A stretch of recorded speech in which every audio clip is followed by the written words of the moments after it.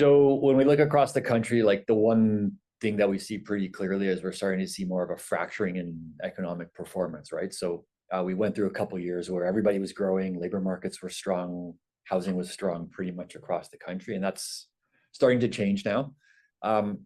Quebec is probably at the back of the pack right now, just given some of the impact that we're seeing on especially the trade front, right? So when we look across Canada and we ask, okay, well, where is the impact of the tariffs that are in place right now landing the hardest?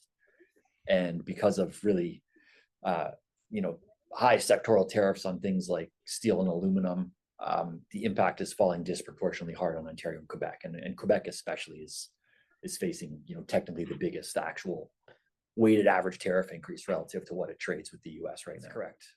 No, it hasn't got any easier. And even, something like the Supreme Court ruling, which has pushed back a lot of the emergency tariffs that the US has put in place, well, those technically don't really impact us all that much because the tariffs that are hitting us hardest and hitting Quebec hardest are sectoral tariffs that are kind of in a separate jurisdiction anyway. So that's something that's going to probably have to be dealt with when we see the two parties kind of go in and renegotiate USMCA over the next 6 months.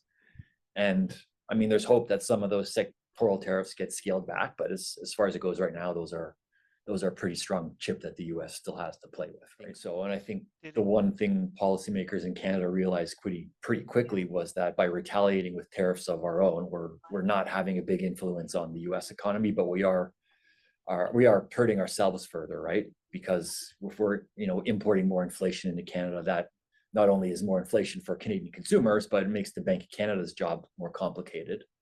So we scaled back a lot of that, which I think was probably the right move. Where we are seeing some impact is federal fiscal policy and provincial fiscal policy running with a more kind of like pro-growth agenda. And policymakers basically saying, look, if the US wants to put up trade barriers, well, we'll just focus on providing the most stimulus we can for the Canadian economy domestically. And then we'll kind of start looking for alternative avenues for trade going forward. Big thing. So CUSMA will be up for renewal in July.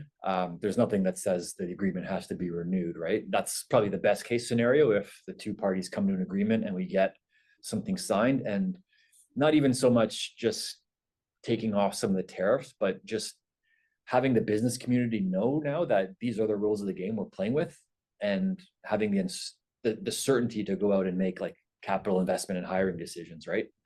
That would be a big win. There's also the alternative where the US just walks out of CUSMA, which they can at any time. I don't think they're going to do that personally, but they can. Or they can just kind of kick the can down the road and say, look, we're going to get back to this in 2027 and leave things as status quo for now. So we're a couple months away from finding out which one of those three options we're going to end up working with. But yeah, that's leaves us with a couple more months of uncertainty. So